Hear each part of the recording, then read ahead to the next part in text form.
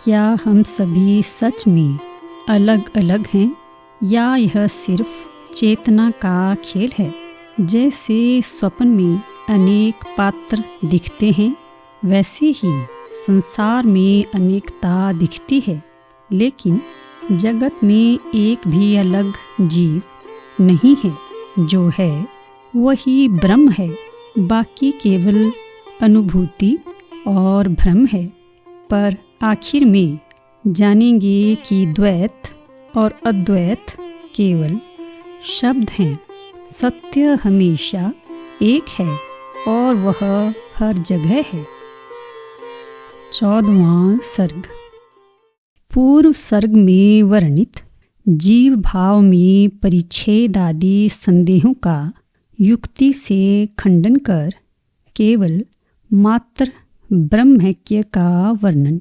सबसे पहले समष्टि अर्थात हिरण्यगर्भ, उससे उत्पन्न विराट और व्यष्टि जीव, इस प्रकार के परिच्छेद के खंडन के लिए श्री वशिष्ठ जी पूर्वोक्त विषय के अनुवाद द्वारा भूमिका बांधते हैं। जैसा कि पहले सर्ग में कहा गया है, उसके अनुसार अहंता आदि दृश्य समूहभूत जगत का अस्तित्व तनिक भी नहीं है, क्योंकि वह उत्पन्न ही नहीं हुआ है और जिसका अस्तित्व है वह परमात्मा ही है। जैसे निश्चल सागर में जल स्पंदता को अर्थात चंचलता को प्राप्त होता है, वैसे ही सृष्टि के आरंभ में परम प्रकाश रूप परमात्मा ही मैं जीव हूँ, इस प्रकार स्वयं जीवता की भावना करता है। जैसे देह के अंदर विद्यमान चेतन वृत्ति स्वप्न में देखे गए या मनोरथ द्वारा कल्पित पर्वत नगर आदि में आत्मीयता के भ्रम से प्रेम करती है, वैसे ही अपनी आकाश रूपता अर्थात परम प्रकाश रूपता का त्याग किए बिना ही संकल्प रूप चिदवृत्ति वक्ष्यमाण विराट में आत्मत्व भ्रांति से मानो प्रेम करती है। यही मेरी आत्मा है, इस भ्रम से उसको मानो अपने प्रेम का पात्र समझती है। चिदात्मा की जो विराट रूप देह है, वह पृथ्वी आदि से शून्य है, अर्थात पांच भौतिक नहीं है, किंतु मनोमय ही है, अर्थात संकल्प जन्य ही है। अतएव वह चिन्ह मात्र निर्मल आकाश स्वरूप ही है, उससे पृथक नहीं है।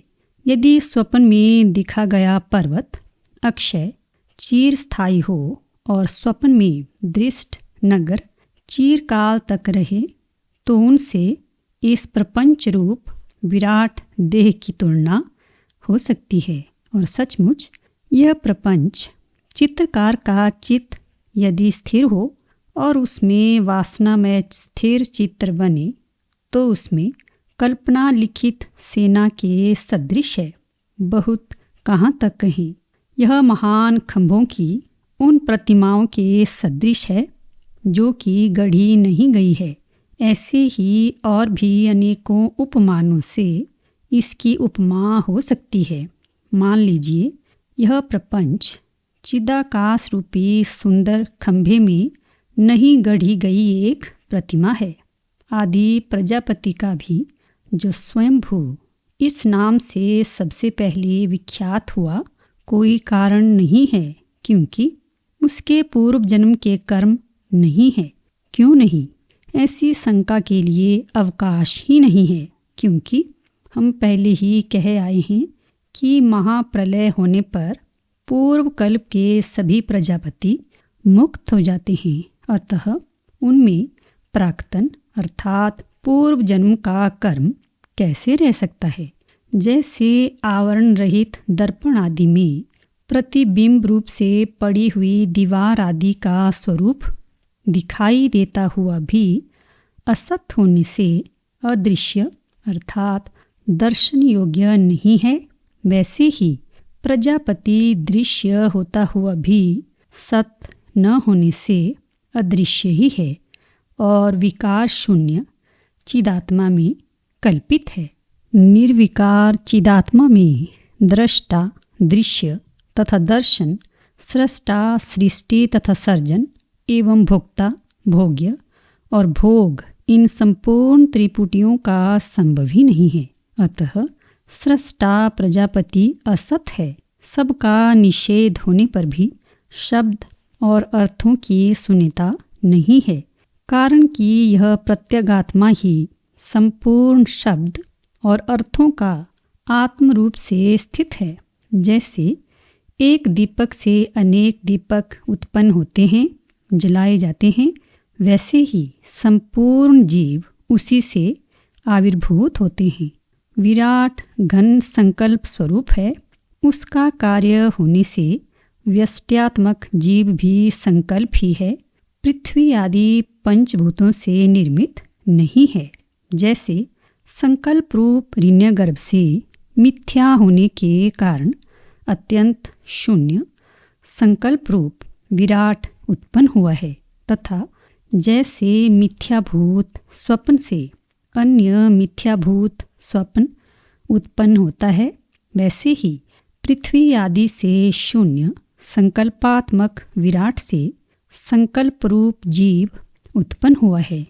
व्यष्टि और समष्टि दोनों एक स्वभाव हैं। एक स्वभाव होने के कारण दोनों की एकता को सिद्ध कर उससे ब्रह्मैक्य सिद्ध हुआ है। सहकारी कारणों के न रहने से जो निस्सहाय एकाकी ही प्रतीत होता है, उस विराट से जिन व्यष्ट्यात्मक जीवों का आविर्भाव होता है, वे आत्म स्वरूप ही हैं, उससे भिन्न नहीं। क्योंकि एकमात्र वृक्ष से विस्तार को प्राप्त हुई शाखाएं वृक्ष से भिन्न नहीं देखी जाती, यह भाव है। सहकारी कारणों के न रहने पर कार्य और कारण एक ही यानी अभिन्न ही रहता है, पृथक नहीं। अतः सहकारी कारण से शून्य चैतन्य से जनित सर्ग भ्रम भी परस्वरूप चैतन्य स्वरूप ही है, उससे भिन्न नहीं है। ब्रह्म ही सर्वप्रथम होने वाला हिरण्यगर्भ है। हिरण्यगर्भ ही विराट आत्मा है। विराट ही सृष्टि स्वरूप है। इस प्रकार से वह चिदात्मा जीव रूप से स्थित है, जिससे असत पृथ्वी आदि उत्पन्न होते हैं। अतः संपूर्ण जगत ब्रह्म के सिवा अन्य कुछ नहीं है, यह भाव है। व्यष्टि, समष्टि और उन दोनों की मूलभूत वस्तु के एक होने पर व्यष्टि और समष्टि का मिथ्यात्व और उनकी मूलभूत वस्तु का सत्यत्व कैसे कहते हैं? यही क्यों नहीं कहते कि मूलभूत वस्तु और समष्टि अवास्तव अर्थात मिथ्या है और प्रत्यक्षादि प्रमाणों से सिद्ध व्यष्टि विभाग सत्य है? क्योंकि सेना या समाज आदि स्थलों में समष्टि की निवृत्ति होने पर भी अवशिष्ट व्यष्टि से समष्टि की सत्यता देखी जाती है। इस आशय से श्री रामचंद्र जी बोले, भगवान, क्या एकमात्र परिमित जीव है या अनंत जीवों की राशि है या पर्वत के समान अनंत आत्माओं का समुदायभूत जीव पिंड है? तात्पर्य यह है कि व्यष्टि मात्र को सत्य माने तो व्यष्टिभूत एक जीव ही एक बुद्धि से परिमित होने के कारण या एक देश में रहने के कारण अथवा परस्पर संघर्ष से एक संघात रूप होने के कारण कल्पित रूप समष्ट्यात्मा हो सकता है। व्यष्टि जीव को मानकर कल्पित समष्टि माननी चाहिए, अन्यथा मेघ की वृष्टिधार के समान, समुद्र के जल कणों के समान और अग्नि की चिंगारियों के समान समष्टि की उत्पत्ति मानने पर समष्टि के अनित्य होने से कृत हानि और अकृत प्राप्ति रूप दोष होगा। इस आशय से कहते हैं, मेघ से वृष्टि धाराओं के समान, समुद्र से जल कणों के समान तपाए हुए लोहे के गोले से चिंगारियों के समान ये जीव जिससे आविर्भूत होते हैं, भाव यह है कि जिससे आविर्भूत होते हैं उसकी उपपत्ति नहीं हो सकती।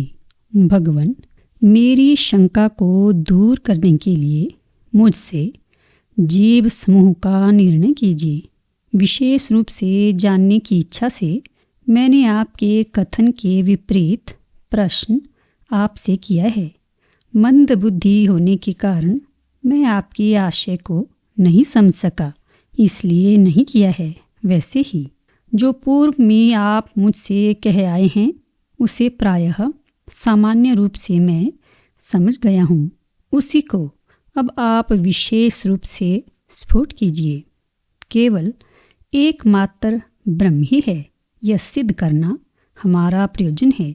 उक्त प्रयोजन की सिद्धि के लिए हमने एक ब्रह्म रूप अधिष्ठान में अनेक कल्पना करने से लाघव है। यह सोचकर समष्टि जीव की कल्पना कर उससे उपहित व्यष्टि जीव की कल्पना कही है। हमारी यह कल्पना व्यष्टि और समष्टि में से किसी एक की सत्यता के लिए या जीवों की उत्पत्ति आदि का प्रतिपादन करने के लिए नहीं है। इसलिए इस विषय में आपकी शंका के लिए अवकाश ही नहीं है। इस आशय से श्री वशिष्ठ जी बोले, हे वत्स, जब एक भी जीव नहीं है तब जीवों की राशियों का तो संभव ही कहाँ है। आपका पूर्वोक्त प्रश्न ऐसा ही उपहासास्पद है जैसे कोई कहे कि खरगोश का सींग उड़कर जाता है। भाव यह है कि यदि खरगोश के सींग का संभव हो तो वह उड़कर जाता है या स्थिर रहता है। ऐसा संदेह हो, जब खरगोश के सींग की ही सत्ता नहीं है तब उसकी गतिविधि के विषय में संशय करना उपहास्य नहीं तो और क्या है। जब जीव हो तब उसकी राशि या संघात की कल्पना हो। जीव ही जब असत है तब उसके विषय में अन्य कल्पनाओं का अवकाश ही कहाँ है। हे राघव, न तो एक जीव है, न जीवों का समूह है और न पर्वताकार कोई जीव संघात ही है। हे श्री रामचंद्र जी, संपूर्ण दृश्य आभासों से युक्त कोई भी जीव प्रतिभास चिदात्मा में नहीं है, ऐसा आपको दृढ़ निश्चय हो। केवल एकमात्र शुद्ध चिद्घन सर्वव्यापक निर्मल ब्रह्म ही है। वह सर्वशक्ति संपन्न होने से जिन कल्पनाओं की भावना करता है स्वयं तद्रूप हो जाता है। जैसे लता क्रम से अपनी कोरकितावस्था और प्रफुल्लितावस्था को देखती है, वैसे ही ब्रह्म भी उन संकल्पात्मक वृत्तियों के क्रम से प्राप्त हुए आभासों के प्रवेश से ही मूर्त अथवा अमूर्त रूप से आविर्भूत कल्पना को शीघ्र देखता है। विकास को प्राप्त हो रही अपनी सत्ता को ही जीव बुद्धि, क्रिया, स्पंद, मन, द्वित्व, एकत्व आदि रूप से ज्ञान विषय करता है। अर्थात उक्त रीति से विकास को प्राप्त हो रही अपनी सत्ता को ही जीव आदि रूप से जानता है। इस प्रकार से इसका अर्थात ब्रह्म का विकास केवल अविद्या से ही होता है, स्वतः नहीं।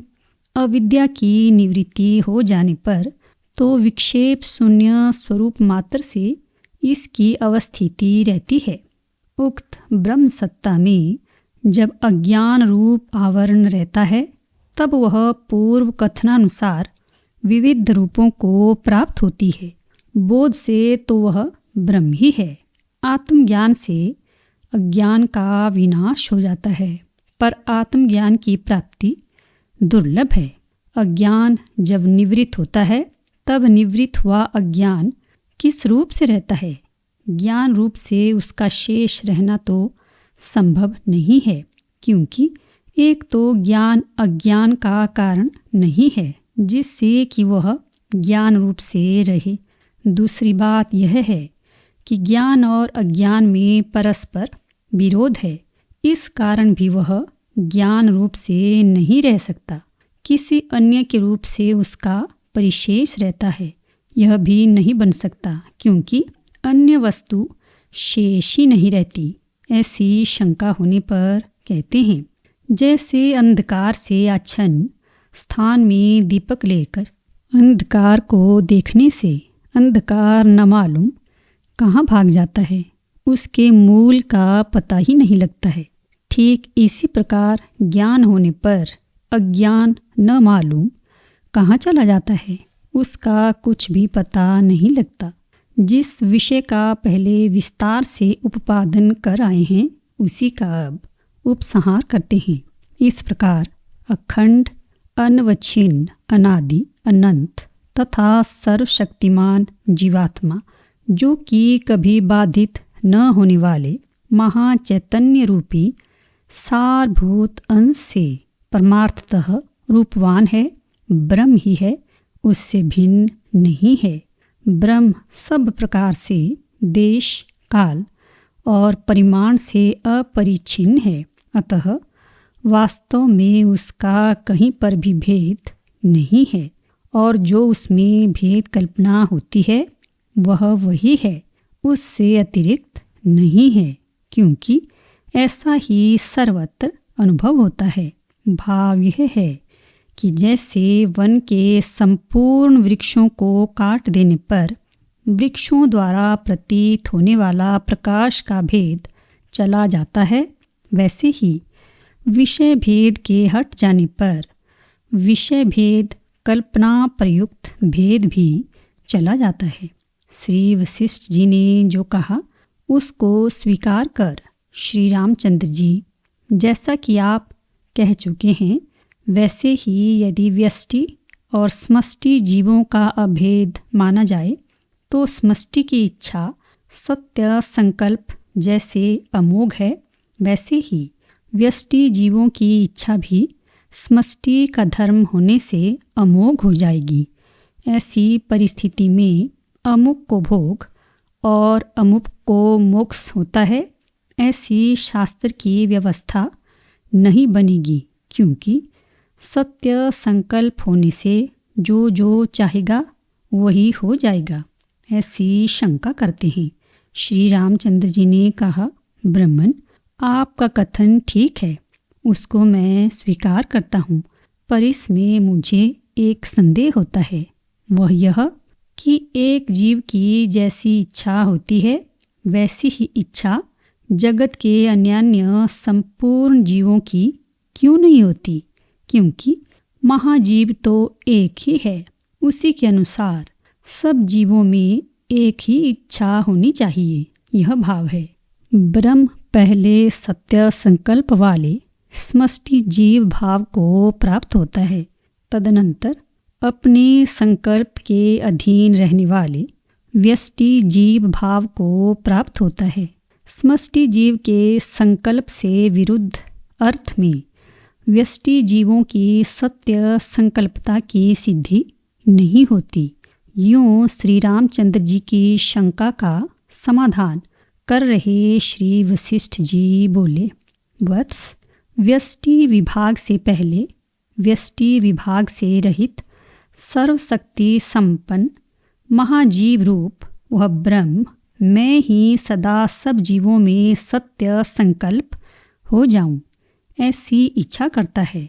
वह जिस किसी वस्तु की इच्छा करता है वह उस महात्मा को सदा शीघ्र प्राप्त हो जाती है। उसने पहले अपने सत्य संकल्पत्व और दूसरों की इच्छा के निरोध की इच्छा की, तदुपरांत व्यष्टि विभाग का उदय हुआ। फिर उसने व्यष्टि विभाग को प्राप्त हुए अपने अंशभूत जीवों का क्रियाक्रम, दंड, चक्र आदि बाहरी सामग्री से इस प्रकार घुमाने से घट आदि कार्य की उत्पत्ति होती है। इस प्रकार का क्रियाक्रम बनाया। केवल संकल्प से उनके कार्य की सिद्धि नहीं होती, यह भाव है। अन्य महर्षियों का भी तो क्रियाक्रम के बिना संकल्प से ही कार्य संपन्न होते देखा जाता है, सो कैसे? उक्त क्रियाक्रम के बिना व्यष्टि जीवों के कार्य की उत्पत्ति नहीं होती है। इस बात के निश्चित होने पर जो कहीं पर महर्षि आदि व्यष्टि जीवों की क्रियाक्रम के बिना इच्छा से ही कार्य की उत्पत्ति होती है, वहाँ पर प्रधान अर्थात समष्टि जीव की ही इच्छा से कार्य होता है। इसका यह संकल्प सिद्ध हो, ऐसी प्रधान की ही इच्छा वहाँ पर हेतु होती है। यह भाव है। यह नियम जन्म रहित ब्राह्मी शक्ति ने ही बनाया है। जिस जीव की अर्थात महर्षि आदि की इच्छा कार्य को उत्पन्न करती है, वह प्रधान शक्ति की अपेक्षा करके ही कार्य को उत्पन्न करती है। प्रधान शक्ति के नियम के अनुष्ठान के बिना कार्य की उत्पत्ति नहीं हो सकती है। उक्त क्रियाक्रम की भी फल सिद्धि प्रधान के संकल्प के अधीन ही है, ऐसा कहते हैं। यदि प्रधान शक्ति का नियम फल सिद्धि कार्य सिद्धि के अनुकूल न होगा तो कार्यों की हेतुभूत चेष्टाओं का भी कहीं पर फल नहीं होगा, क्योंकि कार्य जनक चेष्टाएं भी शक्ति के ही अधीन हैं। इस प्रकार निष्कर्ष यह निकला कि ब्रह्म ही महाजीव है और महाजीव ही व्यष्टि जीव और समष्टि जीव है। यूँ उपसंहार करते हैं। इस तरह ब्रह्म ही अजन्मा और अविनाशी महाजीव है तथा महाजीव ही जीवों की व्यष्टि और समष्टि रूप दो कोटियाँ हैं, उससे अतिरिक्त कुछ नहीं है। पहले विस्तार से कही गई बातों को ही सरलता से उनका ज्ञान हो, इसलिए संक्षेप से दिखलाते हैं। ब्रह्म ही विषयों के संकल्प से अर्थात चिंतन से जीव होता है और जन्म मरण रूप संसार को प्राप्त होता है। विषय संकल्प का त्याग करने से फिर वैषम्य रहित ब्रह्म स्वरूप को प्राप्त हो जाता है। जीवों को ब्रह्म भाव की प्राप्ति या तो उपासना द्वारा समष्टि जीव भाव ऋण्य गर्भ भाव प्राप्तिपूर्वक क्रमशः होती है या ज्ञान से साक्षात होती है। जैसे तांबा आदि धातुओं की सुवर्णता रस और औषधियों द्वारा पाक क्रम से होती है या पारस के संबंध से क्रम के बिना ही तुरंत हो जाती है, वैसे ही व्यष्टि जीवों की पूर्वोक्त ब्रह्म भाव रूप महाजीवता या तो समष्टि जीव के क्रम से अर्थात पहले वे उपासना द्वारा ऋण्य गर्भ पद को प्राप्त होते हैं, तदुपरांत ऋण्य गर्भ के साथ ब्रह्म भाव को प्राप्त होते हैं। इस क्रम से या बिना क्रम से अर्थात ज्ञान से साक्षात ब्रह्म भाव को प्राप्त होते हैं, उदित होती है। यदि भली भांति विचार किया जाए तो जीव भाव और जगत भाव वास्तव में एक प्रकार का चित्त का चमत्कार मात्र ही है, कोई अतिरिक्त वस्तु नहीं है। यद्यपि पूर्वोक्त रीति से इस प्रत्यक चैतन्य रूप महान आकाश में यह जीव जगत आदि समुदाय असत ही है, तथापि उक्त महान आकाश में चित्त संवित का चमत्कार रूप चिदात्मा ही जीव आदि रूप से सत की नाई उदित होता है। चिति का चमत्कार जो स्वयं ही भविष्यत नाम देह आदि भाव को प्राप्त होता है, उसके अहंकार को भावना कहते हैं। चित्ती का चमत्कार क्या है?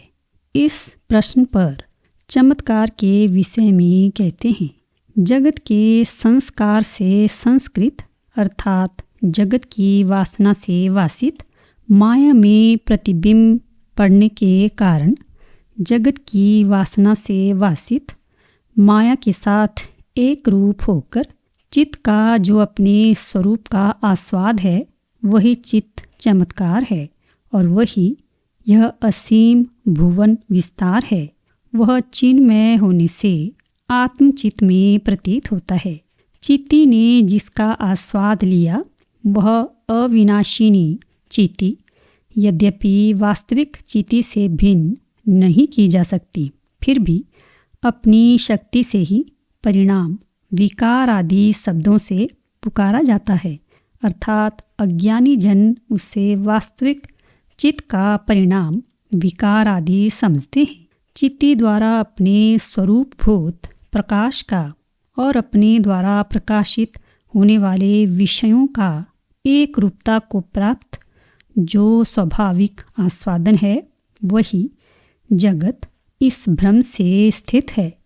भाव यह है कि चित्ती अपना और चैत्य का स्वभाव से जो स्वाद लेती है, ऐसा स्वाद कि जिसमें चित्त और चैत्य का पार्थक्य तनिक भी प्रतीत नहीं होता, वही स्वाभाविक स्वाद भ्रांतिवश जगत रूप से प्रतीत होता है। तथापि पहले अहंता का दर्शन होता है, तदुपरांत अहंता द्वारा किए गए परिच्छिन्न जगत रूप की प्रतीति होती है। चित्ती की आकाश से भी सूक्ष्म जो शक्ति चारों ओर फैली है, वह स्वभाव से ही पहले इस अहंता का दर्शन करती है।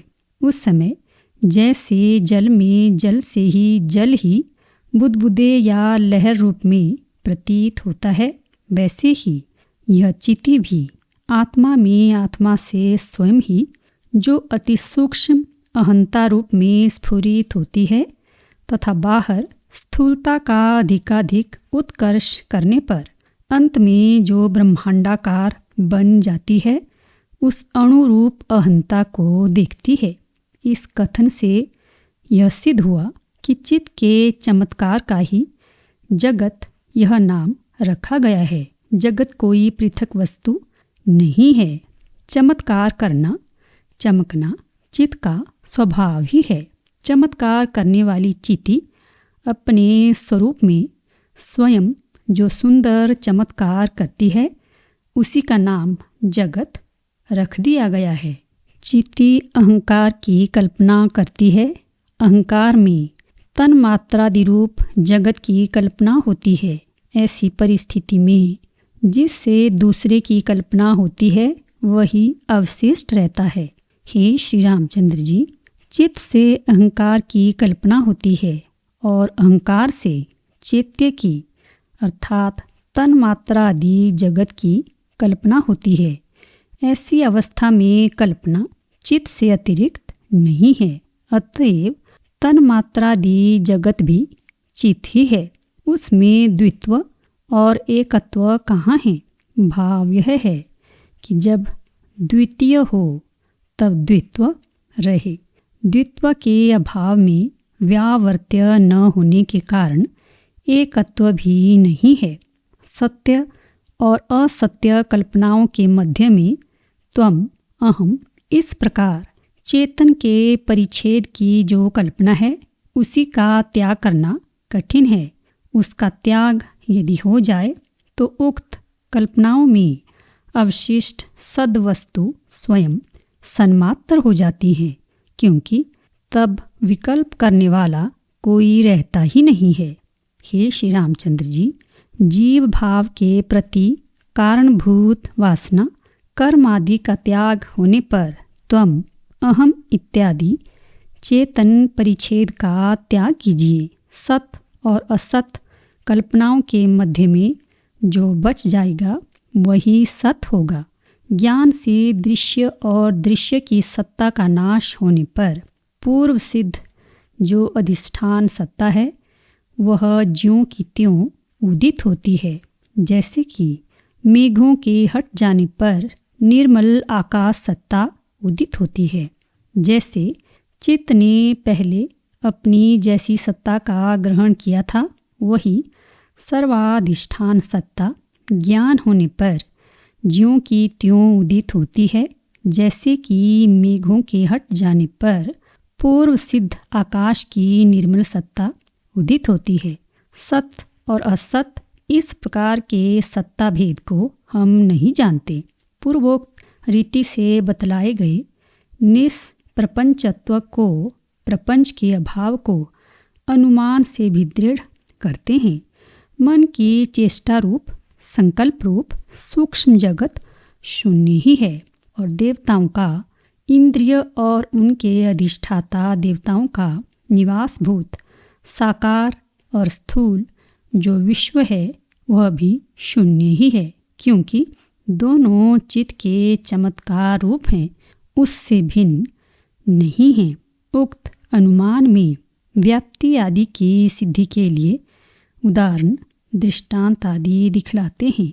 जो वस्तु जिस वस्तु की विलास विकार होती है उससे कभी भी भिन्न नहीं होती। अव्यवयुक्त जल आदि के कार्य तरंग आदि में भी ऐसा देखा गया है। फिर निरवयव चित्त के कार्य में तो कहना ही क्या है, वहाँ तो अवश्य ही ऐसा है, यह भाव है। उपर्युक्त कथन से यह निष्कर्ष निकला कि नाम और रूप से रहित तथा अपरिच्छिन्न अर्थात असीम चित्त का जो रूप है वही जगत का वास्तविक रूप है। सदा अचेतन्य अर्थात रूप रहित, नाम रहित और सर्वव्यापक चित्त का जो रूप है वही रूप चित्त स्फुरण रूपी जगत का है। यदि कोई इसे चिद्रूप न देखकर जगद्रूप देखे तो भी यह जगद्रूप रचना चित्त की ही रचना है। मन, बुद्धि, अहंकार, पंच महाभूत, पर्वत, दिशाएं इत्यादि जो अनेक रचनाएं हैं वे चित्त ही हैं, उससे भिन्न नहीं हैं, क्योंकि जगत की स्थिति चिद्रूप ही है। यूँ जगत के चिन्मय अर्थात चैतन्यमय होने पर जगत चिति का धर्म ही सिद्ध होता है। हे राम जी, चिति का धर्म जो चितित्व है उसी को आप जगत जानिए।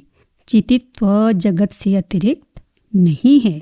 यदि चितित्व को जगत्व से भिन्न मानो तो चिति अचित अर्थात चित्त से भिन्न हो जाएगी। भाव यह है कि अपने धर्मभूत चितित्व को अर्थात जगत को प्रकाशित करने के कारण ही उसका नाम चिति पड़ा है। यदि चितित्व जगत्व न माना जाएगा तो उक्त प्रयोजन के अभाव में वह चिद से भिन्न कही जाएगी। इस प्रकार चित्त और चितित्व का जगत का कल्पना रूप ज्ञान से भेद है, वास्तव में कोई भेद नहीं है।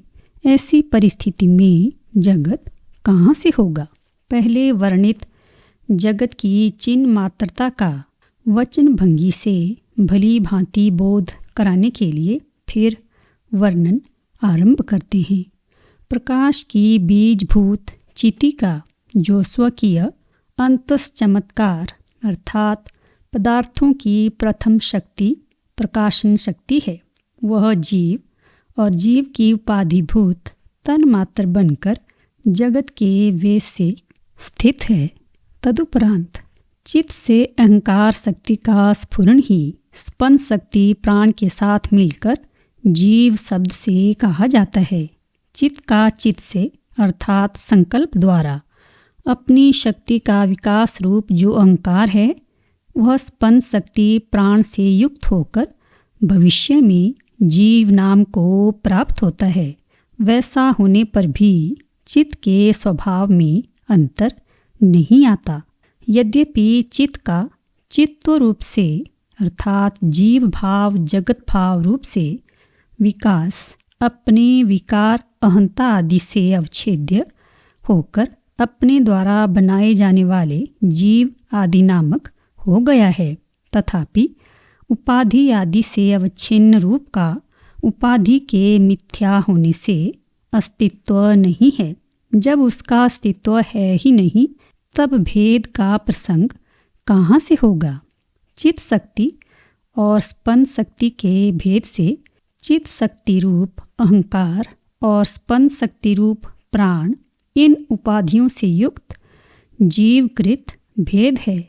इस शंका पर कहते हैं चित्त रूपी चित्त प्रधान कर्ता यानी अहंकार और स्पंद रूपी स्पंद प्रधान कर्म यानी प्राण में कोई भेद नहीं है। चित्त का स्पंद मात्र ही तो कर्म अर्थात प्राण है। क्या कर्ता भी कभी अपनी क्रिया से भिन्न होता है? चित्त और स्पंद से संवलित ही जीव कहा गया है। अतः जीव प्रयुक्त भेद नहीं है, यह भाव है। चित्त, मन, इंद्रिय आदि भाव में भी जीवकृत भेद नहीं होता, क्योंकि जीव का उपाधि रूप मन ही विभिन्न गोलकों के अर्थात इंद्रियों के चिन्ह, आँख, कान, नासिका आदि भेद से इंद्रिय रूप हुआ है। जीव चित्त का चित्त परिस्पंद रूप अर्थात संकल्प रूप है, और पुरुषों का चित्त भी संकल्प रूप ही है, और मन भी तत् गोलकों के भेद से इंद्रिय रूप होकर नाना रूप होता है। पूर्वोक्त रीति से जगत और जीवकृत भेद का खंडन करने पर निष्कर्ष कहते हुए उपसंहार करते हैं, क्योंकि अति तुच्छ कार्य कारण आदि भाव रूप जगत चित्त से अतिरिक्त नहीं है। अतः वह पूर्वोक्त रीति से चित्त प्रकाश की एक छटा अर्थात एक हिस्से की तरह ही है, उससे भिन्न सत्ता और स्फूर्ति वाला नहीं है, इसलिए वह प्रत्यगात्म रूप ही ठहरा। यह भाव है। उक्त ज्ञान होने पर संपूर्ण अनर्थों की निवृत्ति हो जाती है, ऐसा दर्शाते हैं। तदनंतर सच्चिदानंद रूप मैं न काटा जा सकता हूँ, न जलाया जा सकता हूँ, न सड़ाया जा सकता हूँ और न सुखाया जा सकता हूँ। मैं अविनाशी, सर्वव्यापक, स्थिर स्वभाव वाला, अतएव अचल, चलन आदि क्रिया से रहित हूँ, ऐसा ज्ञान होता है। यह न जानने से ही द्वैतवादी इस विषय में वाद विवाद करते हैं, पर हम लोगों को इसमें विवाद नहीं है। जैसे अपने भ्रम से अर्थात भ्रांति से औरों को भ्रम में डाल रहे लोग विवाद करते हैं, वैसे ही अद्वितीय अखंड चित घन परमात्मा के विषय में भ्रांत द्वैतवादी वाद विवाद करते हैं। परंतु हम लोग तो भ्रम रहित हो गए हैं, अतएव हमारे लिए विवाद का अवसर ही कहाँ है। अज्ञ और अभिज्ञ लोगों की दृश्य प्रपंच के विषय में जो मूर्त अर्थात साकार और अमूर्त भावना है, उसी से उसमें सत्यत्व और असत्यत्व से उत्पन्न द्वैत और अद्वैत भेद है। अर्थात आत्मज्ञानी दृश्य को स्वप्न की भांति अमूर्त होने के कारण असत्य मानते हैं, अतः उनकी दृष्टि में अद्वैत है, और अज्ञानी उसे मूर्त देखने के कारण सत्य समझते हैं, अतः उनकी दृष्टि में द्वैत है। अज्ञ लोगों की दृष्टि से मूर्त प्रतीत होने वाले अतएव सत्य दृश्य में विकार आदि द्वैत की प्रतीति होती है। आत्मज्ञानी की दृष्टि से अमूर्त निराकार अतएव स्वतः असत्य चिदाकाश रूपी दृश्य में विकार आदि द्वैत की प्रतीति नहीं होती है। चिद रूपी वसंत की शोभाभूत माया दृश्य में आसक्ति रूप अनुराग रूप जल के सिंचन से चित्त रूपी वृक्ष में काल आदि नामक अपनी मंजरी को, जो कि आकाश में प्रथम उत्पन्न आकाश नामक भूत में विकास को प्राप्त होती है, फैलाती है।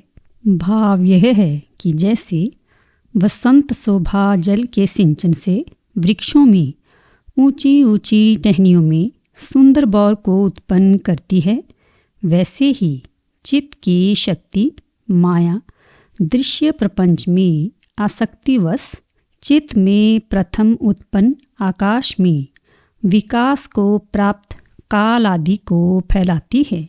जैसे ब्रह्म स्वाधीन कल्पनाओं के क्रम से जगत भाव और जीव भाव को प्राप्त हुआ है, वैसे ही स्वाधीन बोध क्रम से सत चिदानंद घन अपने स्वरूप में स्थित होता है। चित्त संवित स्वयं अपने स्वरूप में किसी प्रकार का विकार आए बिना ही विचित्र आकाश के रूप में आविर्भूत होती है। तदुपरांत चित्ती स्वयं ही आकाश से उत्पन्न होने वाला वायु होकर विलक्षण स्पंद कंपन के साथ आविर्भूत होती है। तदनंतर आगे कहे जाने वाले तेज की उत्पत्ति के उपरांत चित्ती स्वयं जल तत्व बनकर विचित्र विकास को प्राप्त होती है। उक्त जल तालाब तलैया आदि के जल से भिन्न था, क्योंकि पृथ्वी की सृष्टि से पहले तालाब आदि से उसका संबंध नहीं हो सकता। जल की सृष्टि होने के बाद चित्ती स्वयं ही स्वर्ण रजत आदि विचित्र धातुओं से परिपूर्ण पृथ्वी तत्व को देवता असुर मनुष्य आदि के देह भाव को प्राप्त हुई। संपूर्ण जगत को आह्लादित करने वाला चंद्रमा भी वह स्वयं ही हुई। सदा उदित चित्ती ही स्वयं अपने विचित्र रस वाले उल्लासों से अर्थात पृथ्वी में होने वाले औसत रस भी चंद्रमा के ही अधीन हैं। अतएव उन उल्लासों से युक्त चांदनी चंद्रमा और महान चिदालोक रूपी प्रकट तेज भी हुई। चित्ती स्वयं अपने चैतन्य रूप ब्रह्म के ज्ञान से ही दृश्य प्रपंच के विनष्ट होने पर उदित हुए अपने पूर्ण भाव को प्राप्त होकर स्थित होती है और स्वयं ही जड़तावश स्थावर आदि जड़ पदार्थों में अहम भाव करने से सुसुप्त पद को अर्थात अज्ञानता को प्राप्त होती है। जो बात पहले ऊपर कही जा चुकी है उसी को संक्षेप में कहते हैं। चिन्मय ब्रह्म ही अविचार दशा में स्पंद स्वभाव प्राण आदि में आत्मत्व की कल्पना करने पर यानी अज्ञानवश स्पंद स्वभाव प्राण ही मैं हूँ ऐसी कल्पना करने पर संसारी होता है। विचार करने से जब मैं चित ही हूँ यूं चिता का उदय हो जाता है, तब अपने स्वभावभूत चित्त में ही स्थित होता है। चिन्मय का संसार है या नहीं है, यदि है तो उसमें संसारापत्ति हो जाएगी, यदि नहीं है तो उसका असत्ता से संबंध हो जाएगा। ऐसी आशंका करके ब्रह्म की सत्ता से जगत का सदा अस्तित्व ही है और अपनी सत्ता से तो उसका असत्व ही है। जगत चिद रूपी तेज का आलोक रूप है, ब्रह्म सत्ता से उसका अस्तित्व ही है और जगत सत्ता से अभाव ही है। चिद रूपी आकाश की शून्यता रूप जगत है भी और नहीं भी है, यानी ब्रह्म सत्ता से उसकी सत्ता है और जगत सत्ता से अभाव है। जगत चिद रूपी आलोक का महान रूप भूत है, ब्रह्म सत्ता से उसकी सत्ता है और जगत सत्ता से अभाव ही है। जगत चित्त रूपी वायु का स्पंदन स्वरूप है, उसका अस्तित्व है भी और नहीं भी है, यानी ब्रह्म सत्ता से उसका अस्तित्व है और जगत सत्ता से अभाव है। जगत चिद रूपी सूर्यालोक अर्थात सूर्य प्रकाश से जनित दिवस रूप है, वह है भी और नहीं भी है। यह जगत ब्रह्म चिद रूपी काजल का देव बिंदु रूप है, यानी तेल के जलने पर जैसे काजल ही अवशिष्ट रहता है, वैसे ही जगत का बाध होने पर चित्ती ही अवशिष्ट रहती है। इस अभिप्राय से चित्ती को काजल कहा है। जैसे तेल का कार्य काजल है, वैसे ही जगत का कार्य चित्ती है। इस आशय से नहीं, यह त्रिजगत श्रेणी चिद रूपी अग्नि की उष्णता है, यानी जैसे अग्नि का उष्णता से भेद नहीं है, वैसे ही चित्त का जगत से भेद नहीं है। जगत चित्त रूपी शंख की शुक्लता है और जगत चित्त रूपी पर्वत का मध्य भाग है, यानी जैसे पर्वत और पर्वत के उदर में कोई भेद नहीं है, वैसे ही चिद से जगत भिन्न नहीं है। जगत चिद रूपी जल का द्रवत्व रूप है। जगत चिद रूपी ईख की मिठास है। जगत चित्त रूपी दूध का मक्खन है। जगत चिद रूपी हिम बर्फ की शीतलता है। जगत चिद रूपी ज्वालाओं का ताप है। जगत चित्त रूपी सरसों का तेल है। जगत चित्त रूपी नदी की लहर है। जगत चिद रूपी शहद का माधुर्य है। जगत चिद रूपी स्वर्ण का कंकण है। जगत चिद रूपी फूलों की सुगंधि है और चिद रूपी लता का प्रथम फल है। चित सत्ता ही जगत सत्ता है और जगत सत्ता ही चिद का स्वरूप है। सर्वत्र चित से भिन्न सत्तावान होने से ही जगत चिद धर्म माना गया है, ऐसा स्पष्ट रूप से कहते हैं। जैसे आकाश में यद्यपि भ्रमवश नीलिमा की प्रतीति होती है, पर वस्तुतः वह है नहीं, वैसे ही इस चिद घन परमात्मा में यद्यपि भ्रांति से भेद और विकार आदि की प्रतीति होती है, पर वस्तुतः इसमें भेद आदि है नहीं। इस प्रकार ये तीनों भुवन यद्यपि असत हैं, तथापि पूर्वोक्त रीति से सन्मय चिन्मय होने के कारण ये सद हैं, यह भाव है। यदि पूर्वोक्त रीति से सन्मय होने के कारण ही जगत की सत्ता है, चित्त सत्ता से जगत की सत्ता अतिरिक्त नहीं है, तो जगत की असत्ता दूसरी हेतु होगी। इस शंका पर कहते हैं, अधिष्ठान रूप होने के कारण कल्पित पदार्थ की सत्ता और असत्ता अभिन्न ही है। भाव यह है कि कल्पित की सत्ता और असत्ता कल्पित के अधिष्ठान से अतिरिक्त कहीं नहीं देखी गई है। अतः जगत की असत्ता अतिरिक्त पदार्थ है, यह कथन ठीक नहीं है। सावयव और निर्वयव पदार्थों की कैसे अभिन्न सत्ता होगी? यूँ कह रहे और विद्वानों के अनुभव का आलाप कर रहे तार्किकों को धिक्कार देते हैं। चिन्मय में अवयव और अवयवी शब्दों का अर्थ खरगोश के सींग के समान असत है। जिन लोगों ने विद्वानों के अनुभव के अपलाप के लिए अवयव और अवयवी इन शब्दों के अर्थों की कल्पना कर रखी है, उन तार्किकों को धिक्कार है।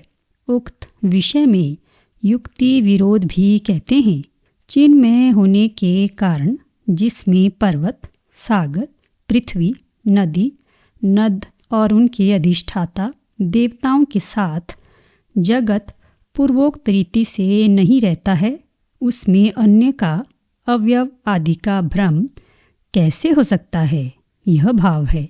शिला के अर्थात पत्थर के हृदय के मध्य के समान अत्यंत निबिड़ ठोस होती हुई भी चिति स्फटिक आदि के समान स्वच्छ ही है। अतएव जैसे स्फटिक शिला अपने अंदर प्रतिबिंबित नगर पर्वत आदि के आकार को धारण करती है, वैसे ही वह भी शांत मिथ्या होने के कारण असद्रूप संपूर्ण प्रपंच को चिदाकाश रूप अपने स्वरूप में धारण करती है। संपूर्ण प्रपंच शांत कैसे है? तो इस पर कहते हैं, संपूर्ण पदार्थों के अधिष्ठान भूत चिदाकाश में यह भूताकाश जनित वायु आदि संपूर्ण प्रपंच प्रतीत होता है। जब असंग स्वभाव वाले भूताकाश में ही उसके कार्य वायु आदि का संबंध नहीं है, तब चिदाकाश में इस प्रपंच के सत्ता, असत्ता, त्वता, मता आदि संबंध कैसे होंगे? कदापि नहीं हो सकते। ऐसा यदि है तो चित्त में असत जगत के आकार का भान कैसे होता है? तो इस पर कहते हैं, जैसे पत्तों के अंदर रेशों की पंक्तियों का आकार फैला रहता है, वैसे ही चिति स्वभाव से ही अपने से भिन्न और अभिन्न रूप इस जगत को अपने अंदर धारण करती है। यानी जैसे पत्ता रेशों की रेखाओं के समूह के आकार को, जो कि पत्ते से अलग उत्पन्न न होने के कारण असत ही है और भिन्न तथा अभिन्न रूप से पत्ते में स्थित है, धारण करता है। जगत रूप विकार का निर्विकार चिदाकाश उपादान है, अतएव जगत असत है। ऐसा अब तक कहा। अब हजारों मिथ्या विकल्प रूप चित्तों के समष्टिभूत हिरण्य गर्भ से उत्पन्न होने के कारण भी जगत मिथ्या है। संसार में जितने कार्य दृष्टिगोचर होते हैं, उन संपूर्ण कार्यों के अखिल कारणों का ब्रह्मा अर्थात हिरण्य गर्भादि कारण है। चित्त से उत्पन्न मनोरथ से होने वाले विकल्प असत होते हैं, अतएव चित्त स्वभाव से ही कारण अभाव रूप है, अर्थात कारण नहीं है। उक्त कारण अभाव रूप चित्त ही ब्रह्मा है। अतः यह सिद्ध हुआ कि जैसे चित्त के कार्यभूत मनोरथ से होने वाले विकल्प असत हैं, वैसे ही उक्त ब्रह्मा से उत्पन्न जगत मिथ्या है। यदि किसी को यह शंका हो कि चैत्य के अर्थात जगत के असत होने पर चित्त का भी असत्व हो जाएगा, क्योंकि चित्त स्वस्वरूपभूत चैत्य से अतिरिक्त नहीं है। इस पर कहते हैं कि चित्त की असत्ता वाणी मात्र से भी सिद्ध नहीं हो सकती, क्योंकि चित्त अनुभव से सिद्ध है। अनुभव से विरुद्ध अर्थ में वाणी प्रमाण नहीं होती, यह भाव है। यदि जगत स्वतः अपनी सत्ता से न कि ब्रह्म सत्ता से सत होता, तो ज्ञान आदि सहस्त्रों उपायों से भी उसका विनाश कदापि नहीं हो सकता, क्योंकि सत का आत्यंतिक समूल विनाश तो कभी हो ही नहीं सकता। ऐसी दशा में उसके पुनः आविर्भाव का वारण न हो सकने से कभी किसी का मोक्ष ही नहीं हो सकेगा। इस आशय से कहते हैं, जो है उसका बीज से अंकुर की नाई अवश्य ही उदय होता। यह बात एक बार नहीं हजारों बार देखी गई है। इससे यह सिद्ध हुआ कि जगत की स्वतः सत्ता नहीं है। यदि दृश्य प्रपंच की सत्ता में आपका बड़ा ही आग्रह हो, तो अनुभव से अर्थात ज्ञान से चित्त और दृश्य के भेद को हटाकर दृश्य को परम पद रूप चिन्मय जानकर, उक्त चिन्मय की सत्ता से ही दृश्य के भेद को हटाकर दृश्य को परम पद रूप चिन्मय जानकर, उक्त चिन्मय की सत्ता से ही दृश्य की सत्ता को स्वीकार कीजिए।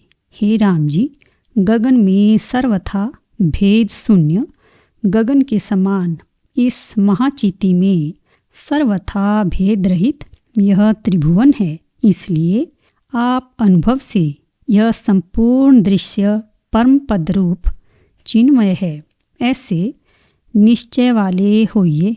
मुनि के इत्यादि कह चुकने पर दिन बीत गया। सूर्य अस्ताचल को चले गए। मुनियों की सभा सायंकाल की आवश्यक संध्योपासना अग्निहोत्र आदि कर्म करने के लिए स्नानार्थ उठ गई। रात्रि के बीतने पर प्रातःकाल सूर्य के उदय होते ही पुनः मुनियों की सभा आकर बैठ गई।